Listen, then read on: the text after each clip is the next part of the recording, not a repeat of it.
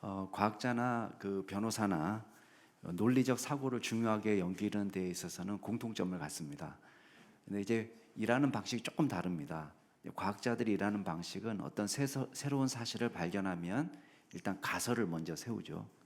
그리고 가설을 세운 다음에 수많은 실험과 관측을 통해 가지고 이 가설을 입증해야만 비로소 이론으로 인정을 받습니다.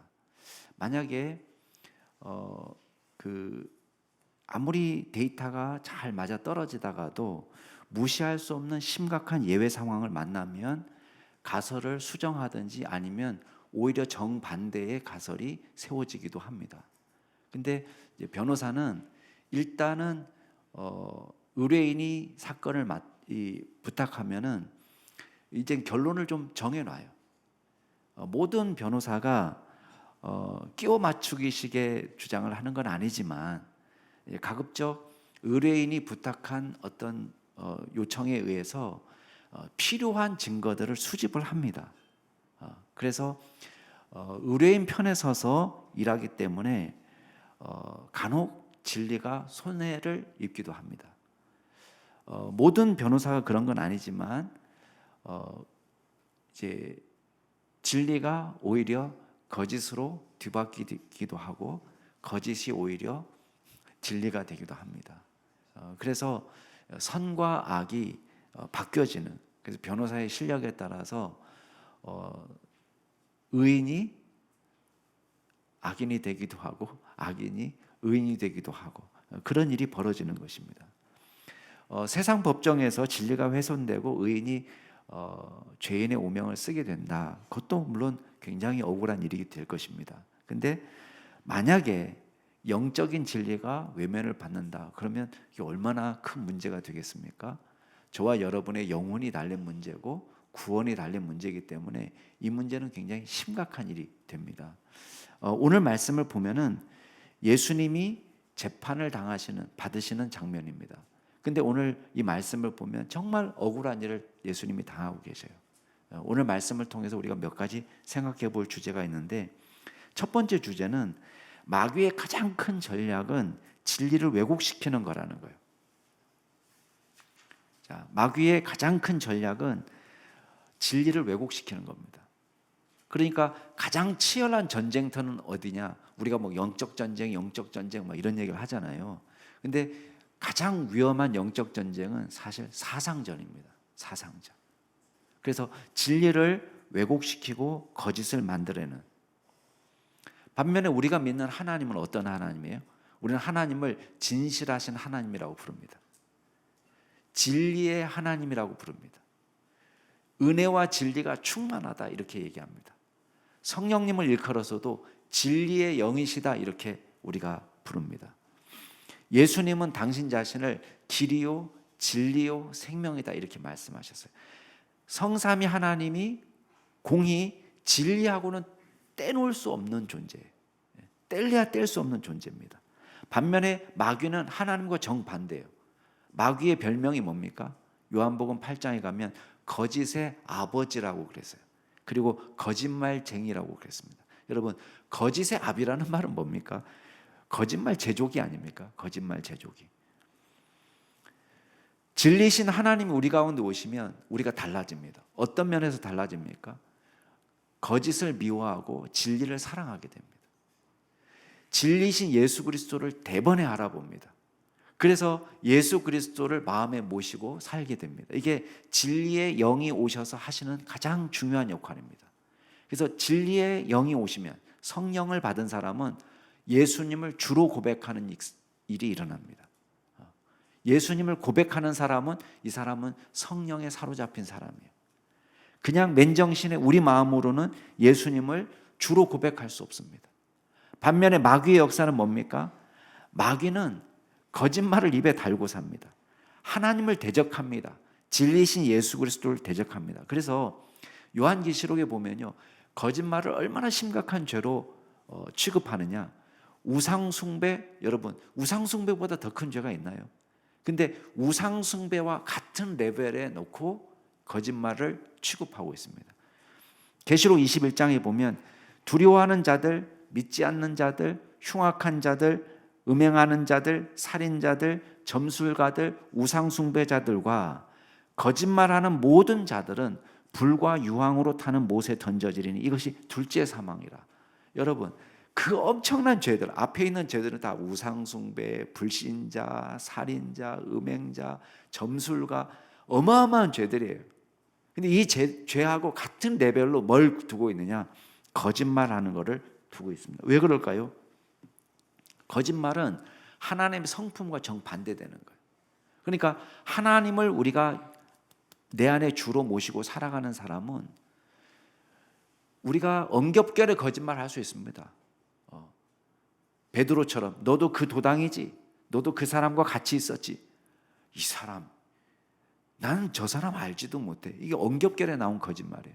그러나 베드로는 통곡하면서 이것을 울고 회개합니다. 근데 고의적으로 악의적으로 누군가를 해야 할 거짓말을 반복적으로 하고 있다. 하나님의 영이 그 가운데 계시면 일어나기 어려운 일입니다.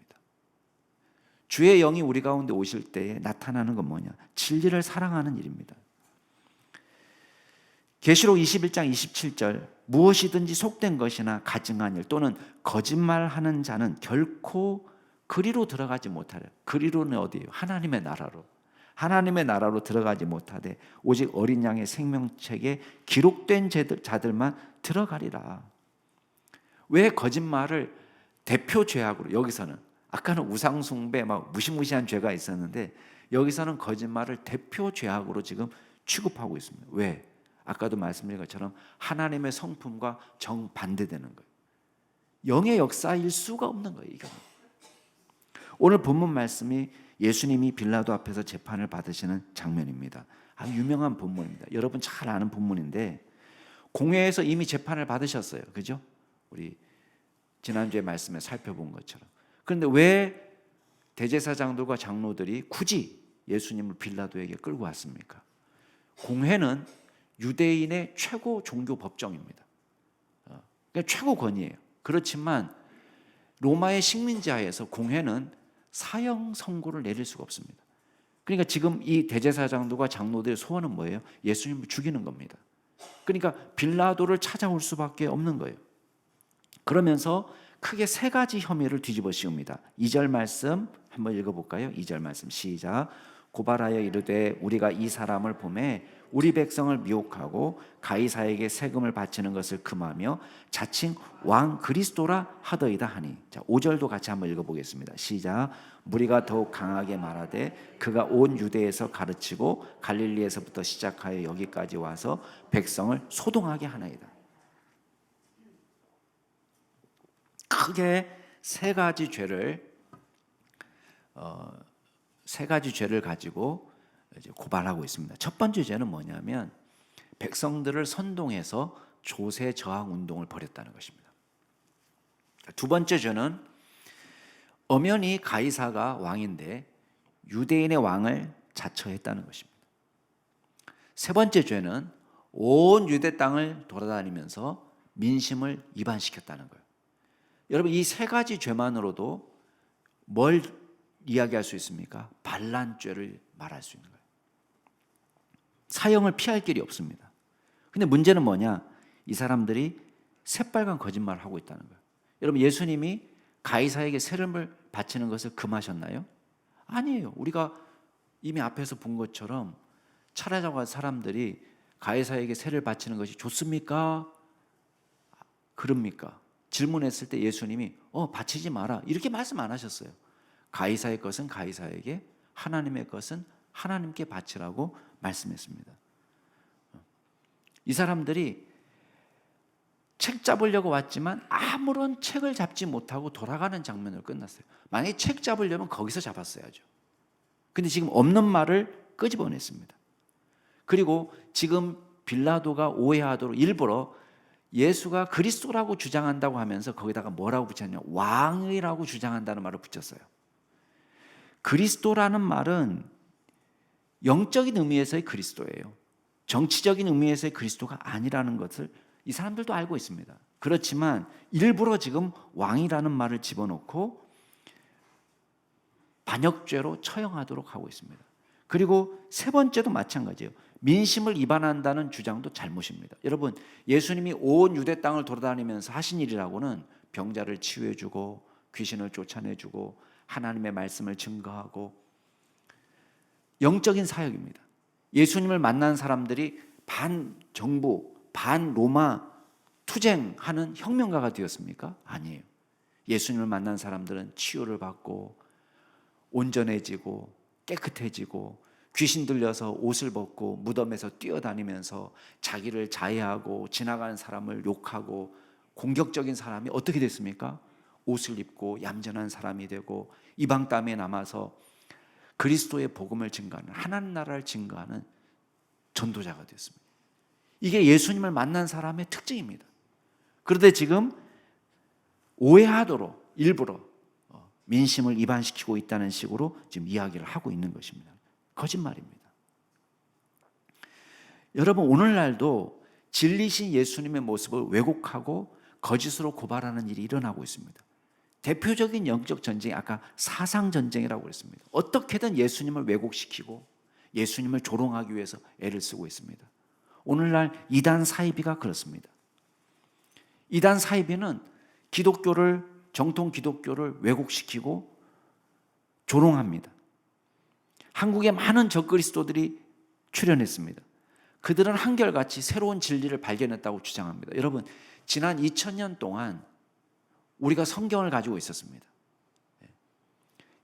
2000년 기독교 역사 속에서 성경이 우리에게 가르쳐준 것은 무엇입니까? 두 가지 크게 우리에게 가르쳐줬어요. 하나는 뭐냐면 구원받는 진리를 가르쳐줬습니다. 두 번째는 우리가 예수 믿는 사람으로서 이 땅에서 어떻게 살아야 되는지를 가르쳐줬습니다. 이 진리는 변함이 없습니다. 충분합니다.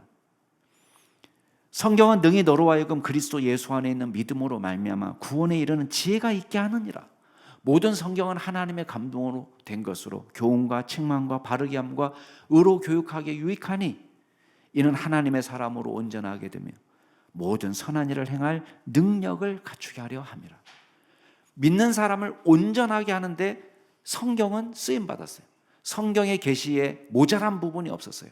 더 추가로 무엇이 플러스 될 필요가 없는 것입니다. 그런데 오늘날 출현한 이단들은 무엇이라고 주장합니까? 한결같이 새로운 진리가 있다라고 이야기합니다.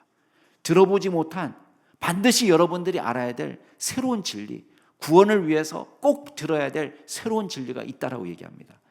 이미 2000년 전에 예수님께서 오셔서 십자가에 달려 돌아가실 만큼 우리를 위해서 사랑하시고 희생하시고 생명을 주셨는데 예수 그리스도 외에 예수 그리스도의 구속의 역사가 부족하기 때문에 무엇인가 다시 해야 되는 것처럼 가르치고 있습니다. 여러분, 예수님이 십자가에 달려 돌아가시면서 하나님의 아들이 이 땅에 오셔서 당신의 생명을 주시기까지 사랑하셔서 주신 구원 말고 무슨 또 다른 구원이 필요하고 예수님의 십자가보다도 더 위대한 어떤 다른 희생이 필요하겠습니까?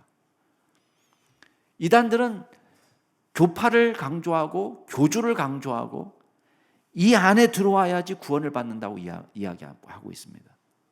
다 거짓말입니다.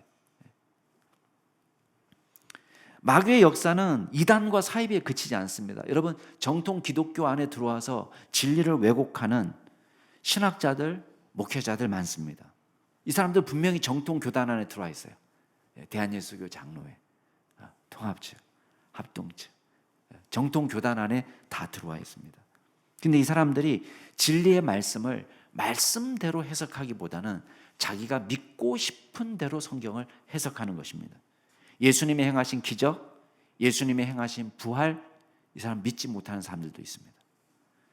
성경대로 믿지 않습니다. 하나의 상징으로 받아들입니다. 그래서 전능하신 하나님, 예수 그리스도, 우리의 구세주 되시는 예수 그리스도, 진리신 예수 그리스도를 한 단계 낮춰서 위대한 스승이라든지 좋은 치유자라든지 좋은 마음씨 좋은 박애주의자, 마음씨 좋은 사회봉사가, 나라를 위한 투쟁, 혁명가 정도 수준으로 낮춰놓는 거예요. 예수님을 왜곡하는 것입니다. 이게 예수님의 본 모습이 아니에요. 예수님의 모습에서 가장 중요한 모습이 뭡니까?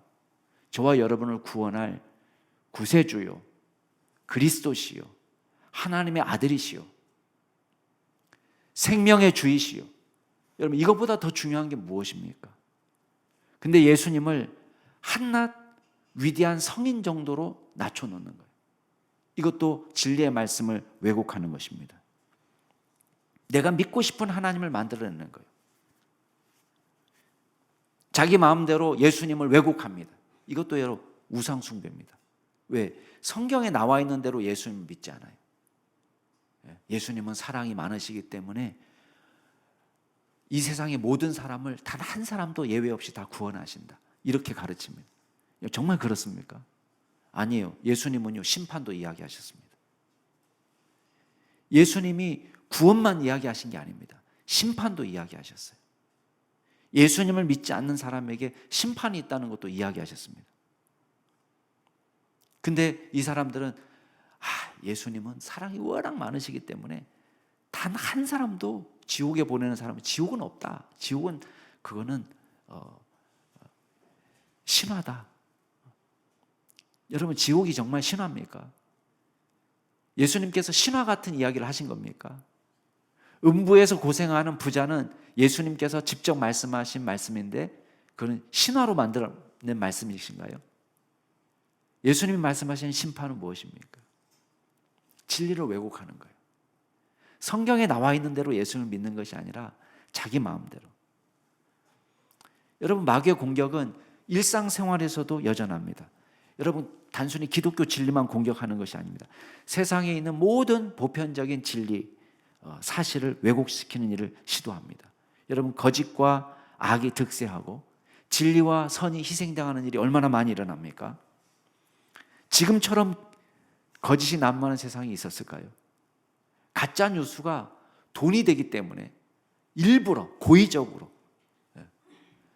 분명히 이 사람 거짓말인데 이 사람한테 막 잭팟을 터뜨려 드리고 현금으로 후원하고 조회수를 올려주고 난리도 아닙니다.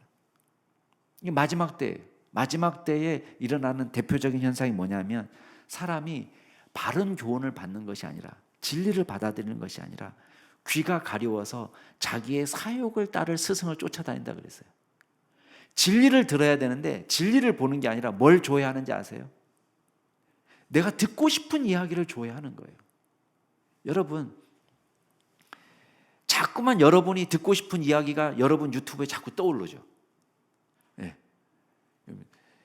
야, 세상 온 천지가 내가 듣고 싶어 하는 메시지만 뜨는구나. 알고리즘이에요, 알고리즘. 네. 여러분 속으시면 안 돼요. 기독교인들도 여기에 편승합니다. 자기 자극적인 뉴스를 만들어내고 퍼나르고 자신의 정치적인 신념을 공고히 하는 자극적인 뉴스에 편승합니다. 마귀가 잘 쓰는 말이 있습니다. 그게 뭔지 아세요? 야, 그 말도 일리가 있다. 야. 여러분, 거짓말도 있잖아요. 논리가 있어요. 논리. 아까도 얘기했잖아요. 거짓말이 논리가 있다니까요. 논리가 있으면 그럴듯합니다. 진짜 같아요. 참말 같아요. 성도들은 자극적인 거짓말을 만들어내지도 말고 속아서도 안 됩니다.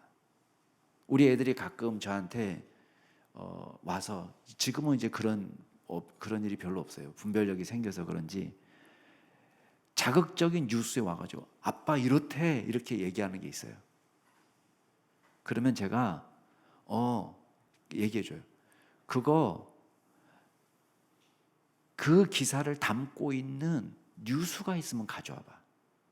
블로그 말고, 어떤 사람 페이스북에 올린 거 말고, 유튜브에 나와 있는 거 말고, 그거를 기사화한 일간지, 아니면 시사 주간지, 아니면 어떤 그래도 좀 이름이 나 있는 신문이 있으면 가지고 와봐. 못 찾아요, 못 찾아. 여러분, 기독교인들은요, 신문 좀 보셔야 됩니다. 이거 뭐 신문 읽어야 천국 가는 건 아닙니다. 신문하고 천국은 상관없지만 우리가 이 시대를 살아갈 때에 바른 정론을 가지고 살려면 여러분이 종이신문 하나는 다 보셔요. 저 신문 구독 제가 그거 아닙니다. 대리점 하는 것도 아니고 아무것도 아닌데 종이 신문 하나는 구독을 하세요. 어떤 신문이든 상관없어요. 종이 신문이죠. 종이 신문. 여러분이 어떤 정치적인 성향에 있는지 상관없어요. 종이 신문을 보라고. 종이 신문을. 왜 그런지 아세요? 적어도 종이 신문은요, 팩트 체크를 안 하고 함부로 내보낼 수가 없어요. 벌금이 어마어마해요. 그러니까 다 확인합니다. 여러분, 우리 애들이 호들갑을 떨고 아빠 이렇대 이렇게 말할 정도의 빅 뉴스거리라면요, 그 사람들 다 팩트 체크 해야 돼. 왜? 그게 뉴스거리라면 엄청난 뉴스거리거든요. 그게 종이신문에 나올 수밖에 없어요. 왜? 다 놀래는데 지금. 그래? 이런 거는 나와야 돼요. 근데 종이신문에 안 나왔다 그러면 거의 99.9999%는 거짓말일 가능성이 많아요. 그럼 사람들이 그렇게 바보 아니에요. 그 사람들은 밥 먹고 하는 일이 그거예요.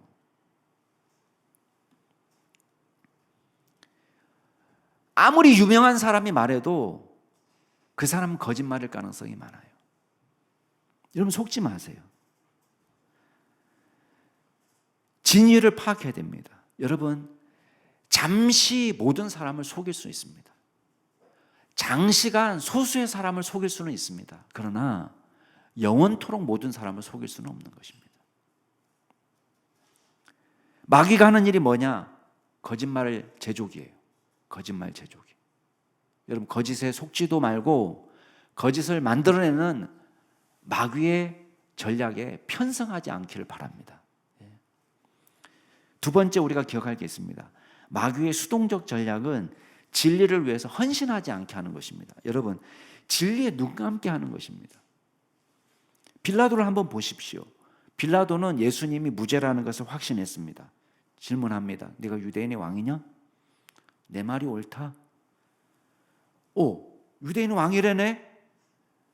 요한복음에 보면은 빌라도가 신문을 더 합니다. 유대인이 왕이라는 것이 정치적 의미가 아니라 종교적 의미라는 것을 파악했습니다. 예수님이 얘기합니다. 내 나라는 이 세상에 속한 것이 아니다. 만약에 내 나라가 이 세상에 속한 것이었다면 내 종들이 싸워서 나를 여기에 서 있지도 못하게 할 거다. 예수님께서 주장하시는 나라는 하나님의 나라예요. 하나님의 나라를 증거하고 하나님의 나라의 왕으로 예수님께서 선포하고 있는 것입니다. 빌라도는 이걸 파악했습니다. 마태복음에 보면은 빌라도는 대제사장들과 장로들이 시기로 당신을 넘겨준 줄 알았다고 되어 있습니다. 빌라도가 이걸 알았습니다. 오늘 말씀에도 보면 빌라도가 예수님에게 죄가 없다는 말을 4번이나 하고 있습니다. 여러분 4절 말씀 보세요. 4절 말씀. 거기 보면 내가 보니 이 사람에게 죄가 없도다. 14절 보세요. 끝에 보면 너희가 고발하는 일에 대하여 이 사람에게서 죄를 찾지 못하였다. 15절 보세요. 헤롯에게 보냈는데 보라 그가 행한 일에는 죽일 일이 없다. 22절 한번 보세요. 그에게서 죽일 죄를 찾지 못하였다. 빌라도가 4번씩이나 고백하는 건 뭡니까? 그 사람 죄가 없다. 죽일 죄는 더더구나 없다. 진리는 명백합니다. 여러분, 빌라도가 스스로 죄가 없다, 죽일 죄가 없다 이렇게 이야기했으면 어떻게 해야 되겠습니까? 무죄 방면해야 됩니다. 근데 지금 빌라도가 뭐라고 제안합니까? 22절에 보면 때려서 놓겠다 이렇게 얘기합니다. 왜 때려서 놓습니까? 죄가 없대는데. 빌라도가 진리를 위해서 살지 않습니다. 진리를 위해서 헌신하지 않습니다. 진리가 움직이는 게 아닙니다. 왜 때려서 놓습니까? 단순히 성난 군중의 민심을 누그러뜨리기 위한 거예요. 진리를 위해서 헌신해야 될 사람이 무엇을 위해서 헌신합니까? 불의와 타협하는 거예요. 왜? 그냥 좋게 가려고. 내 권력을 위해서. 이게 우리가 흔히 범하기 쉬운 죄입니다. 사람들이 진리에 눈을 감습니다. 편견 때문에, 편당 때문에, 이데올로기 때문에. 당리당략을 위해서 우리 편이기 때문에. 여러분, 세상이 어떻게 선과 악으로 구분이 됩니까? 저 사람은 무조건 나쁘고 어떻게 우리는 늘 옳습니까? 그런 일은 일어나지 않습니다. 우리가 어떤 이데올로기에 사로잡히면요, 그 이데올로기를 위해서 모든 것을 헌신하는 거예요. 진리까지도 희생시켜 버립니다. 여러분, 우리 당이 이겨야 되니까 진리까지도 희생시키는 것인가요? 그런 어리석은 일이 어디 있습니까?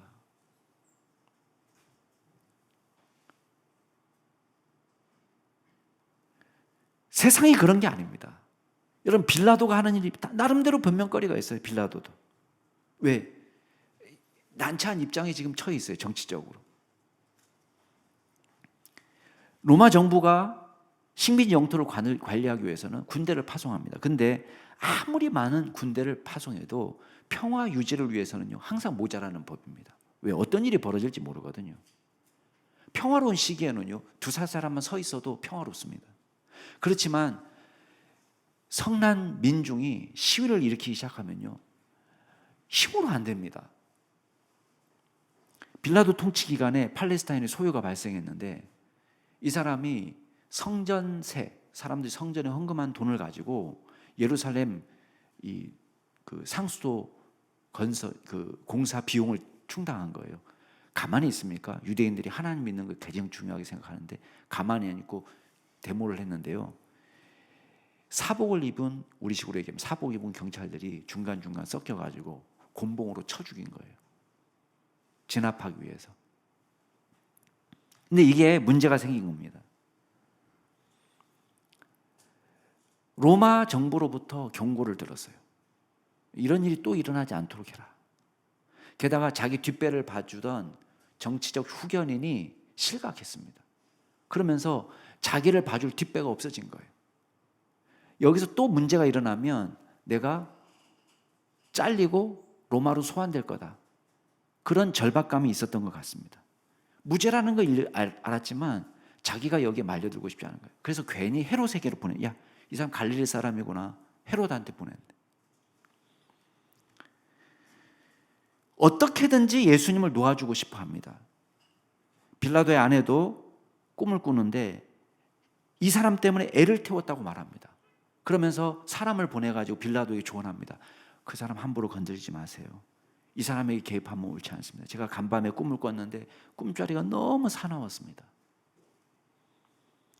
그런데 빌라도가 결정적인 한마디에 꼼짝을 못합니다. 요한복음에 보면 뭐라고 얘기하냐면 빌라도가 놓아주려고 했더니 이 유대인들이 소리를 지르면서 말합니다.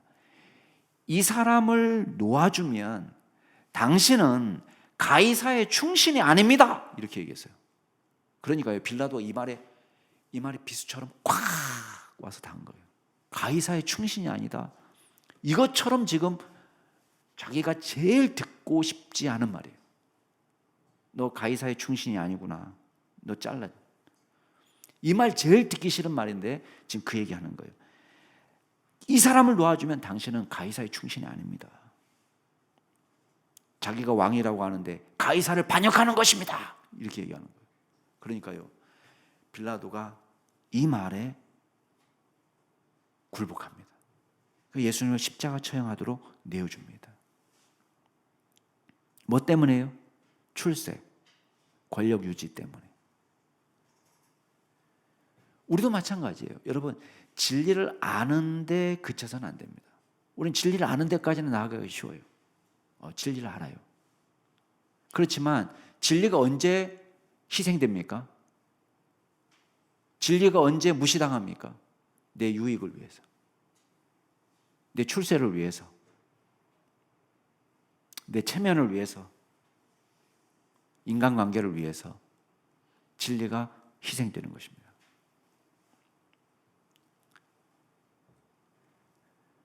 마태복음에 보면 빌라도가 자기 손을 씻습니다. 물을 가져다가 손을 씻으면서 나는 이 사람에게 대해서 무지하다.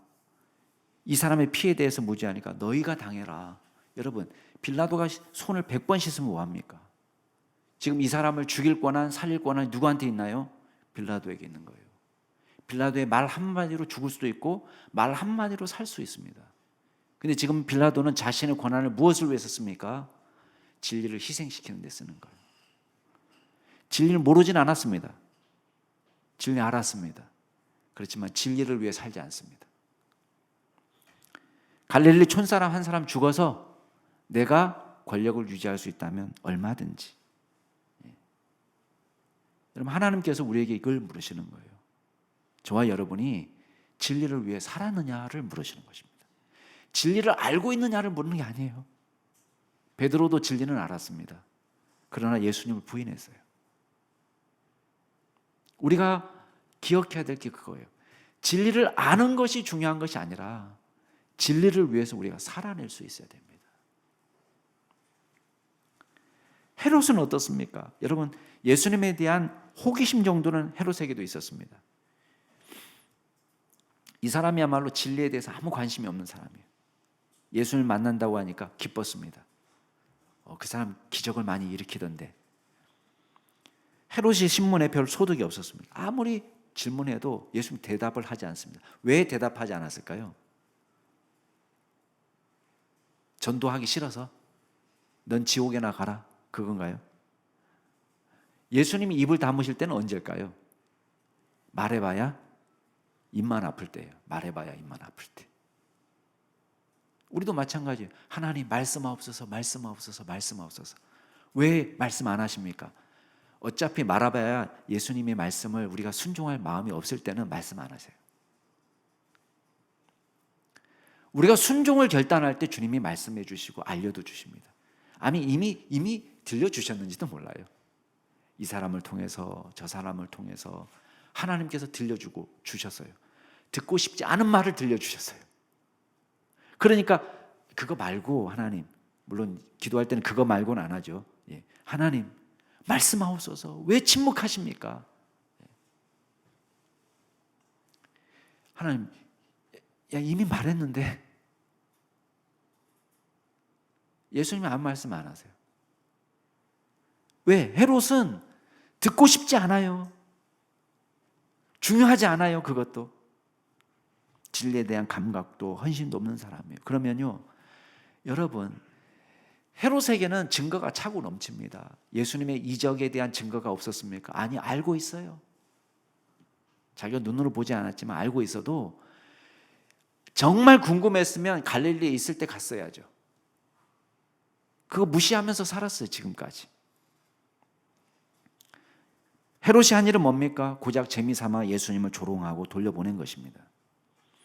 11절 말씀에 보면 예수를 업신여기며 희롱하고 빛나는 옷을 입혀 빌라도에게 도로 보내었다. 여러분, 이 문제가 한 사람이 죽을 수도 있고 살 수도 있는 문제예요. 아무리 예수님이 헤롯이 믿지 않았다고 쳐요.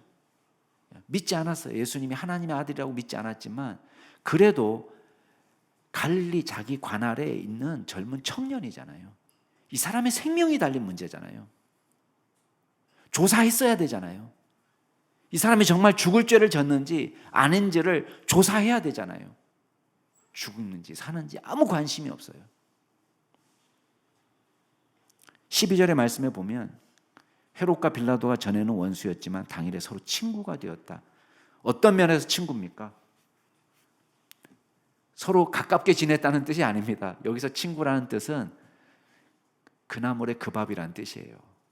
그놈이 그놈이구나. 예수님에 대해서 진리에 눈 감고 예수님을 처형하는 일에 직간접적인 책임을 졌다는 것을 뜻합니다.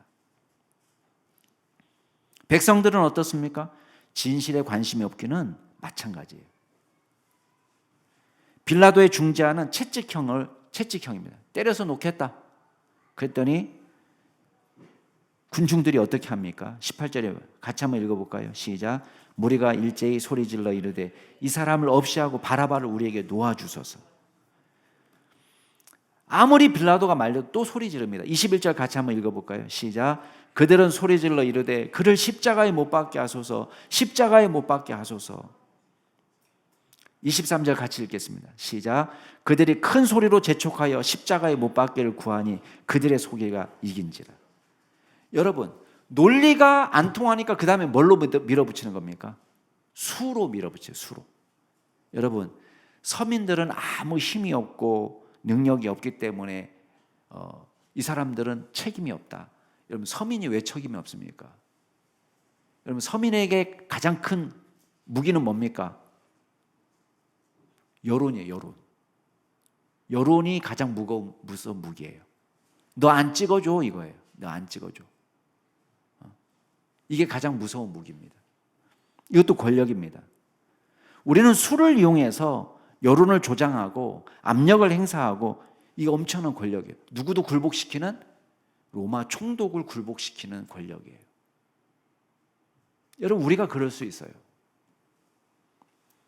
논리가 안 통하니까 뭘 합니까? 무조건 소리를 지르는 거예요. 뭐라고 소리 지릅니까? 이 사람 없이 하라. 십자가에 못 박으라. 바라바를 대신 놔주라. 바라바는 밀란과 살인죄로 갇혀있는 죄수입니다. 이 사람은 처형돼야 될 사람이에요. 근데 바라바를 놔주고 예수를 십자가에 못 박으라. 아마도 대제사장들과 장로들의 사주를 받았을 거예요. 막무가내입니다. 빌라도가 죄를 찾지 못했다. 죽일 죄가 없다. 그러면 이 사람이 이런 죄를 저질렀습니다 라고 증거를 대야 되잖아요. 증거가 없어요. 뭐라고 하냐? 무조건 소리 질러요. 십자가에 못 박으시오. 십자가에 못 박으시오. 큰 소리로 재촉하니까 그들의 소리가 이겼다라고 되어 있습니다. 소리가 이겼다. 무엇을 위해 사는 거예요? 진리를 몰랐을까요? 아니에요. 진리를 위해 살지 않은 거예요. 예수님이 죄가 없다는 것은 알아요. 그러나 진리를 위해 살지 않습니다.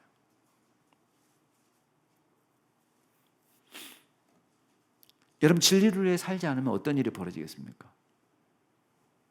우리가 불의와 타협했으니까 잘 먹고 잘 살고 형통하고 성공하고 그렇습니까? 아니에요. 여러분, 빌라도의 결말이 궁금하지 않습니까? 빌라도가요, 이번 일은 넘어갔어요. 다음번에 또 밀란이 일어났습니다. 칼리굴라 황제 때 황제 신상을 예루살렘 성전에 밤몰래 운반해서 들여왔습니다. 이튿날에 유대인들이 소요를 일으켰는데 빌라도가 또 이 소요를 진압하는 과정 속에서 잔인하게 진압하면서 문제를 야기시켰습니다. 로마 황제가 이 사람을 소환했어요.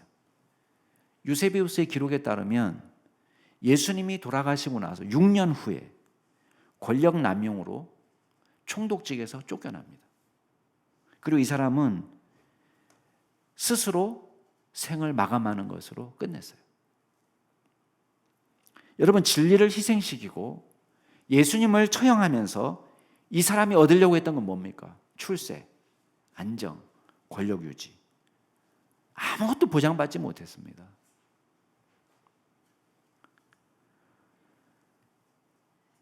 오히려 하나님의 심판대 앞에서 이 사람은 진리신 예수 그리스도를 처형한 책임에서 자유롭지 못하게 된 것입니다. 진리를 희생시키면 당장은 이득을 볼 것 같습니다. 그러나 결과적으로는 하나님께서 복 주시지 않습니다. 여러분, 우리는 진리이신 예수 그리스도를 우리의 구주로 섬기고 주님을 위해서 헌신하는 믿음의 종으로 살 수 있기를 주의 이름으로 축복합니다. 사랑하는 우리 남양주 충신교회 성도 여러분, 김영석 교수가 어떤 그 신문에 이제 그 기고문을 냈더라고요. 올해 103살 됐답니다. 김영석 교수. 103살 됐는데 여론조사 기관에서 전화가 오면은, 전화 받으면은 나이가 몇입니까? 그러면 103살입니다. 그러면 끊어버린다는 거예요. 아마 거기 뭐 체크하는데 103살이 데이터에 입력이 안 되는 건지 무슨 이유인지 모르지만 103살입니다. 그러면 끊어버린대요. 근데 이런 가정을 합니다. 새해 들어서 우리가 버려야 될 것과 우리가 취해야 될 것이 있다면 무엇입니까? 이렇게 질문한다면 자기한테 설문조사 기관에서 이렇게 답변하겠다는 것입니다. 버려야 될 것, 우리가 버려야 될 것, 거짓. 우리가 붙들어야 될 것, 진리. 여러분, 도산 안창호 선생은 죽더라도 거짓말하지 마라, 그렇게 이야기했습니다. 마귀는 진리를 왜곡시킵니다.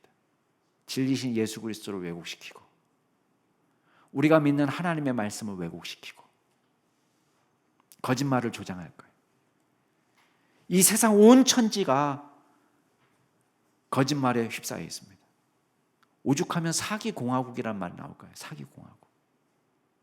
거짓말이 편견, 고정관념, 선입견, 이익, 당리당략, 출세, 이데올로기. 여러분, 이것이 진리보다 앞서서는 안 됩니다. 우리가 진리를 알더라도 진리를 외면하거나 진리를 위해서 살지 못한다면 마찬가지예요. 우리는 여론의 추이에 따라서 좌고우면하면 안 됩니다. 여러분, 기독교인들은 여론의 추이에 따라 움직이는 사람들이 아니에요. 무엇이 진리냐를 가지고 움직이는 사람들입니다.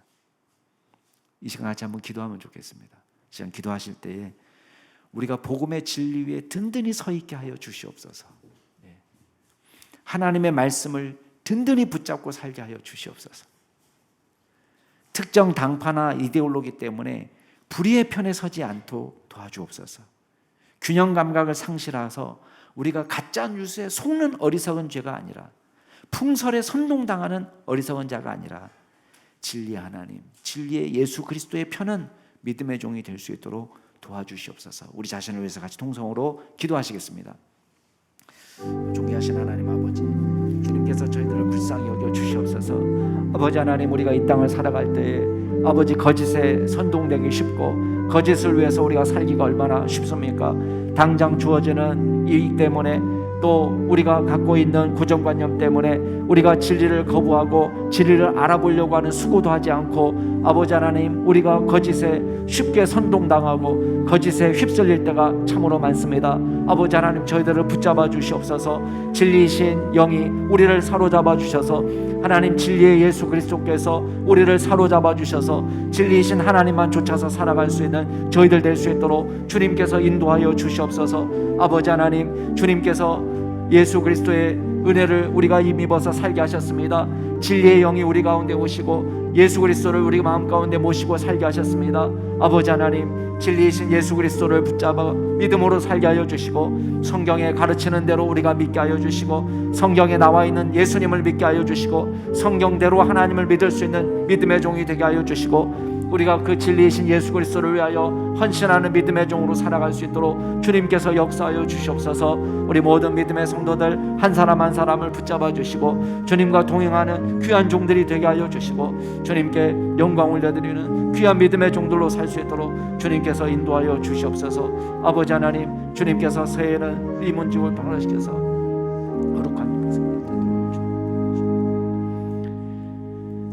진실하신 하나님, 이 땅에 오신 진리신 예수 그리스도를 믿음으로 영접할 수 있도록 도와주시옵소서. 구주 예수 그리스도를 삶의 주인으로 인정하고 마땅히 돌려야 될 영광을 돌리는 믿음의 종이 되게 하여 주옵소서. 이미 예수님을 믿고 있는 성도들에게는 성령 충만함을 허락하여 주셔서 죄를 회개하고 온전히 그리스도의 종으로 헌신할 수 있는 순전한 믿음 갖게 하여 주옵소서. 진리를 훼손하는 이단과 사이비에 미혹되지 않게 하여 주시고, 진리의 눈을 감거나 방관하지 않도록 도와주시고, 오직 진리이신 예수 그리스도를 위해 헌신할 수 있는 진정한 용기를 주옵소서. 모든 말씀 예수 그리스도 이름으로 기도드리옵나이다. 아멘.